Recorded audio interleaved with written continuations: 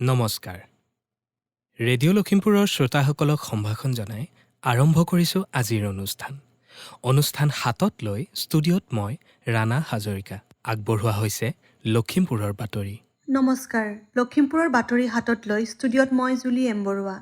সহস্ৰাধিক লোকৰ অংশগ্ৰহণেৰে আজি লখিমপুৰ জিলাৰ উত্তৰ লখিমপুৰ চৰকাৰী উচ্চতৰ মাধ্যমিক বিদ্যালয়ৰ খেলপথাৰত জনতাৰ শিল্পী অসমবাসীৰ হিয়াৰ আমঠু জুবিন গাৰ্গৰ ৰাজহুৱা আদ্যশ্ৰাদ্ধৰ ধৰ্মীয় ৰীতি নীতিৰে সম্পন্ন হয়। ৰাজ্যৰ অন্যান্য প্ৰান্তত আয়োজন কৰাৰ দৰে জনতাৰ প্ৰাণৰ শিল্পী জুবিন গাৰ্গৰ আদ্যশ্ৰাদ্ধৰ অনুষ্ঠান লখিমপুৰ নগৰতো আজি ৰাজহুৱাভাৱে আয়োজন কৰা হয়। জিলাখনৰ বিভিন্ন সংস্থা, সংগঠন, ৰাইজ আৰু জুবিন অনুৰাগীসকলৰ সহযোগত উত্তৰ লখিমপুৰ চৰকাৰী উচ্চতৰ মাধ্যমিক বিদ্যালয়ৰ খেলপথাৰত অনুষ্ঠিত হোৱা আজিৰ আদ্যশ্ৰাদ্ধত জুবিন গাৰ্গৰ শ্ৰদ্ধাঞ্জলি অনুষ্ঠানৰ পিছতেই সৰ্বধৰ্মীয় প্ৰাৰ্থনা সভা, নাম প্ৰসংগ আৰু বিয়লি দিহানাম আৰু নাগাৰা নাম পৰিৱেশন হয়। আজি অনুষ্ঠানত সংগীত শিল্পী দিগন্ত ভাৰতী, অনুপম শইকীয়া আদি সংগীত শিল্পীসকলে জুবিন গাৰ্গৰ পৰিৱেশনেৰে শিল্পীগৰাকীলৈ শ্ৰদ্ধাঞ্জলি জ্ঞাপন কৰে। ৰাজ্যৰ বিভিন্ন প্ৰান্তৰ পৰাও বহু গণ্য মান্য ব্যক্তি আহি আজি অনুষ্ঠিত আদ্যশ্ৰাদ্ধত অংশগ্ৰহণ কৰে। অহা ১ নৱেম্বৰৰ পৰা ১০ নৱেম্বৰলৈ লখিমপুৰ জিলাত অনুষ্ঠিত হ'ব অসম গ্ৰন্থমেলা। অসম প্ৰকাশন পৰিষদ আৰু সদৌ অসম পুথি প্ৰকাশক আৰু বিক্ৰেতা সন্থাই যৌথভাৱে আয়োজন কৰি অহা অসম গ্ৰন্থমেলা এইবেলি ৰাজ্যখনৰ মুঠ ৮টা স্থানত আয়োজন কৰা হৈছে আৰু ইয়াৰ অংশস্বৰূপে 10 দিনীয়া কাৰ্যসূচীৰে অহা ১ নৱেম্বৰৰ পৰা এই গ্ৰন্থমেলা জিলাখনত অনুষ্ঠিত হ'ব। লখিমপুৰৰ অন্যতম সাংস্কৃতিক অনুষ্ঠান সৃষ্টিয়ে ৰূপালী জয়ন্তীৰ সামৰণি বৰ্ষত নাট্য মহোৎসৱৰ আয়োজন কৰিছে। অহা 10 আৰু 11 অক্টোবৰত লখিমপুৰ জিলা পুথিভঁৰাল প্ৰেক্ষাগৃহত দুদিনীয়াকৈ এই নাট মহোৎসৱ অনুষ্ঠিত হ'ব।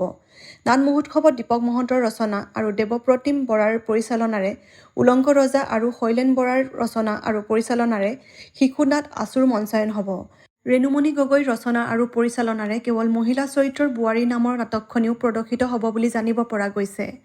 অহা 30 অক্টোবৰত 41 সংখ্যক মিচিং ভাষা দিৱস ঢকুৱাখানাত অনুষ্ঠিত হ'ব।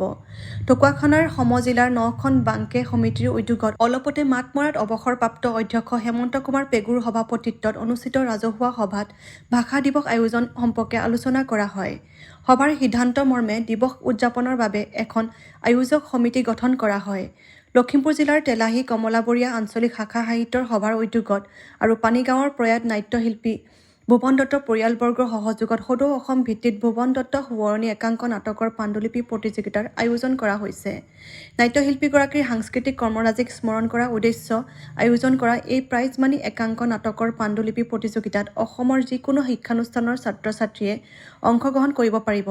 ভালেসংখ্যক নাটকত অভিনয় কৰাৰ উপৰি প্ৰয়াত ভুৱন দত্তই চিনেমা আৰু টেলিফিল্মতো অভিনয় কৰিছিল আৰু ভাৰতীয় গণনাট্য সংঘৰো সক্ৰিয় সদস্য আছিল। এইগৰাকী স্মৰণীয় নাট্যশিল্পীৰ সন্মানাৰ্থে সদৌ অসম ভিত্তিত এই একাংক নাটকৰ পাণ্ডুলিপি প্ৰতিযোগিতাৰ আয়োজন কৰা হৈছে। অসম চৰকাৰে ৰাজ্যৰ সাংস্কৃতিক ক্ষেত্ৰত বিশেষ বৰঙণি আগবঢ়োৱা ব্যক্তিসকললৈ শিল্পী পেঞ্চন তথা বাৰ্ষিক শিল্পী সন্মানৰ লগতে ইতিমধ্যে ৰাজ্যৰ সাংস্কৃতিক ক্ষেত্ৰত উল্লেখযোগ্য বৰঙণি আগবঢ়োৱা প্ৰয়াত শিল্পীৰ অভাৱগ্ৰস্ত পৰিয়ালবৰ্গলৈও বিশেষ পৰিয়াল পেঞ্চন প্ৰদান কৰি আহিছে। অসম চৰকাৰৰ 1987 চনৰ শিল্পী পেঞ্চন আৰু বিশেষ পৰিয়াল পেঞ্চন সংশোধিত নিয়মাৱলীৰ অধীনত 2025-26 বিত্তীয় বৰ্ষৰ শিল্পী পেঞ্চন আঁচনিৰ বাবে ৰাজ্যখনৰ শিল্পীসকলৰ পৰা প্ৰয়োজনীয় প্ৰমাণ পত্ৰসহ আবেদন আহ্বান কৰা হৈছে। আবেদন দাখিল কৰাৰ অন্তিম দিন 10 অক্টোবৰ। শ্ৰোতাসকলক জনাওঁ যে আমাৰ লখিমপুৰৰ বাতৰি একে নামেৰে থকা ইউটিউব চেনেল আৰু ফেচবুক পেজ ৰেডিঅ' লখিমপুৰৰ জৰিয়তে শুনিব পাৰিব। নিয়মীয়াকৈ বাতৰিসমূহ শুনি থাকিবলৈ ফেচবুক পেজটি লাইক নাইবা ফ'ল' আৰু ইউটিউব চেনেলটি ছাবস্ক্ৰাইব কৰিব। আমাৰ আজিৰ নিশাৰ লখিমপুৰৰ বাতৰি ইমানতে অন্ত পৰিল। পৰৱৰ্তী বাতৰি প্ৰচাৰ হ'ব কাইলৈ নিশা 8 বজাত। নমস্কাৰ। শ্ৰোতাসকলে ইমান পৰে লখিমপুৰৰ বাতৰি শুনিলে। এয়া ৰেডিঅ' লখিমপুৰ। আজিলৈ ৰেডিঅ' লখিমপুৰৰ অনুষ্ঠান প্ৰচাৰ ইমানতে সামৰিছোঁ। পৰৱৰ্তী অনুষ্ঠান প্ৰচাৰ হ'ব কাইলৈ নিশা 8 বজাত।